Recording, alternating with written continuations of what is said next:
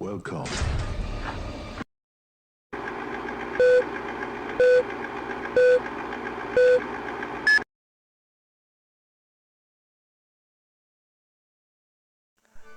Assalamualaikum warahmatullahi wabarakatuh. Selamat pagi anak-anak. Gimana kabarnya? Semoga senantiasa dalam lindungan Allah Subhanahu wa taala. Bertemu lagi dengan Bapak di mata pelajaran Al-Qur'an Hadis.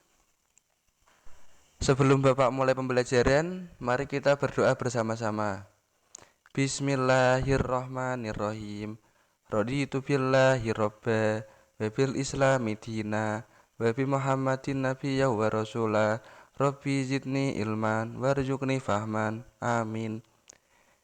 Jadi hari ini Bapak akan menjelaskan mengenai fungsi hadis terhadap Al-Qur'an.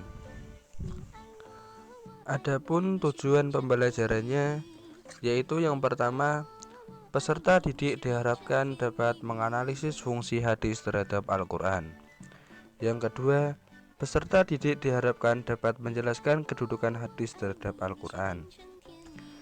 Jadi gini anak-anak, Al-Qur'an merupakan sumber hukum Islam yang utama. Akan tetapi, keterangan-keterangan dalam Al-Qur'an masih banyak yang bersifat umum atau global, sehingga membutuhkan hadis untuk menjelaskannya. Oleh karena itu, adanya hadis itu untuk melengkapi apa-apa yang ada dalam Al-Qur'an. Lantas apa sih fungsi hadis terhadap Al-Qur'an itu? Untuk dapat menjawab pertanyaan tersebut, mari kita amati dan perhatikan penjelasan Bapak berikut ini. Hadis itu sebenarnya memiliki beberapa fungsi terhadap Al-Qur'an, yaitu yang pertama bayan at-takrir, yang kedua bayan at-tafsir, yang ketiga bayan at-tasrih, dan yang keempat itu bayan an-nasak. Adapun pengertian bayan at-takrir itu sendiri yaitu menetapkan, memantapkan, dan mengokohkan apa yang telah ditetapkan oleh Al-Qur'an, sehingga maknanya tidak perlu dipertanyakan lagi. Contohnya hadis riwayat Abu Hurairah radhiyallahu an tentang keharusan berwudu sebelum melaksanakan sholat, yang berbunyi la yaqbalullahu sholata ahadikum idza ahdasa hatta yatawaddo, yang artinya Allah tidak akan menerima sholat seorang di antara kalian jika dia berhadas sampai dia berwudu. Hadis tersebut itu mentakrir atau menguatkan Quran surat Al-Maidah ayat 6 yang berbunyi A'udzubillahi minasyaitonirrajim. Bismillahirrahmanirrahim. Ya ayyuhalladzina amanu idza qumtum ila sholati faghsilu wujuhakum wa aydiyakum ilal marafiqi wamsahu birru'usikum wa arjulakum ilal ka'bayn, yang artinya, wahai orang-orang yang beriman, apabila kamu hendak melaksanakan sholat, maka basuhlah wajahmu dan tanganmu sampai ke siku, dan sapulah kepalamu, dan basuh kedua kakimu sampai ke kedua mata kaki. Quran surat Al-Maidah ayat 6. Selain contoh hadis tersebut, masih banyak contoh-contoh lainnya yang menjelaskan fungsi untuk memperkuat apa yang terdapat dalam Al-Quran. Dengan demikian, hukum tersebut memiliki dua sumber, yaitu Al-Quran dan hadis. Fungsi hadis terhadap Al-Quran berikutnya yaitu bayan at-tafsir. Bayan at-tafsir yakni memberikan tafsiran atau perincian terhadap isi Al-Quran yang masih bersifat umum atau mujmal, serta memberikan batasan-batasan atau persyaratan pada ayat-ayat yang masih bersifat mutlak. Jadi dalam Al-Quran itu masih banyak ayat-ayat yang bersifat umum yang memerlukan perincian. Sebagai contoh, ayat-ayat tentang perintah sholat, perintah puasa, perintah zakat, dan lain sebagainya. Ayat-ayat tersebut masih bersifat global atau meskipun diantaranya sudah ada perincian, akan tetapi masih memerlukan uraian lebih lanjut secara pasti. Hal ini karena dalam ayat tersebut tidak dijelaskan semisal bagaimana cara mengerjakannya, apa saja syaratnya, dan lain sebagainya. Oleh karena itu Rasulullah menjelaskannya secara terperinci. Di antara contoh perinciannya itu adalah hadis yang berbunyi Shollu kama ro'aitumuni usolli, rawahu Bukhari, yang artinya Sholatlah sebagaimana kalian melihat saya sedang sholat. Hadis riwayat Bukhari. Hadis tersebut menjelaskan firman Allah yang menjelaskan sholat sebagaimana Quran surat Al-Baqarah ayat 43 yang berbunyi A'udzubillahi minasyaitonirrajim. Bismillahirrahmanirrahim. Wa aqimus sholata wa atuz zakata warka'u ma'ar raki'in. Artinya, dan laksanakanlah sholat, tunaikanlah zakat, dan rukuklah beserta orang yang ruku. Quran surat Al-Baqarah ayat 43.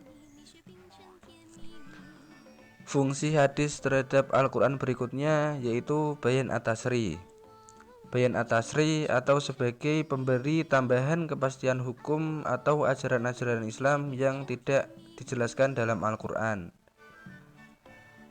Disebut tambahan di sini karena sebenarnya dalam Al-Quran itu ketentuan pokoknya sudah ada, sehingga datangnya hadis ini itu hanya menambahi pokok-pokok yang sudah ada dalam Al-Quran. Banyak hadis Rasulullah yang termasuk ke dalam kelompok ini. Di antaranya yaitu hadis tentang hukum merajam wanita yang masih perawan, hukum membasuh bagian atas sepatu dalam berwudu, hukum tentang ukuran zakat fitrah, dan juga hukum tentang penetapan hak waris bagi anak. Contohnya seperti hadis yang menjelaskan tentang zakat fitrah yang berbunyi Farodo Rasulullah sallallahu alaihi wasallam zakat al-fitri min Ramadana 'alan nasi. Artinya Rasulullah telah mewajibkan mengeluarkan zakat fitrah pada bulan Ramadan kepada setiap manusia. Hadis riwayat Muslim. Selanjutnya, fungsi hadis terhadap Al-Quran yang keempat yaitu bayan an-nasak. Bayan an-nasak adalah ketentuan yang datang kemudian dapat menghapuskan ketentuan yang terdahulu, sebab ketentuan yang baru dianggap lebih cocok dengan lingkungannya dan lebih luas. Salah satu contoh yang biasa diajukan oleh para ulama ialah sabda Rasulullah dari Abu Umamah al-Bahili yang berbunyi Fala wasiyatan liwarisin, yang artinya maka tidak ada wasiat bagi ahli waris. Hadis riwayat Abu Dawud, At-Tirmidzi, dan Ibnu Majah. Hadis tersebut menasak Quran surat Al-Baqarah ayat 180. A'udzu billahi minasyaitonirrajim. Bismillahirrahmanirrahim. Kutiba alaikum idza hadara ahadakumul mautu in taraka khaira al-wasiyatu lil walidaini wal aqrabina bil ma'rufi haqqan 'alal muttaqin. Artinya, diwajibkan atas kamu apabila maut hendak menjemput seseorang di antara kamu, jika dia meninggalkan harta, berwasiat untuk kedua orang tua dan karib kerabat dengan cara yang baik, sebagai kewajiban bagi orang-orang yang bertakwa. Quran surat Al-Baqarah ayat 180. Jadi kesimpulan dari penjelasan Bapak tadi mengenai fungsi hadis terhadap Al-Quran adalah Al-Quran merupakan sumber hukum utama umat Islam. Sedangkan fungsi hadis terhadap Al-Quran yaitu memperkuat hukum yang sudah ada dalam Al-Quran, merinci ayat Al-Quran yang masih bersifat mujmal atau global, menetapkan hukum yang belum terdapat dalam Al-Quran, dan membatasi ayat Al-Quran yang bersifat umum.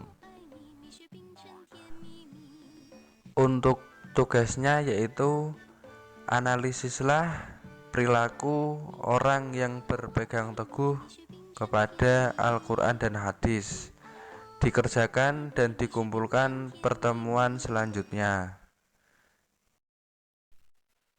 Sebelum Bapak akhiri pembelajaran, mari kita baca doa kafaratul majlis bersama-sama. Subhanakallahumma wa bihamdika asyhadu an la ilaha illa anta astaghfiruka wa atubu ilaik. Wabillahi taufiq wal hidayah. Wassalamualaikum warahmatullahi wabarakatuh.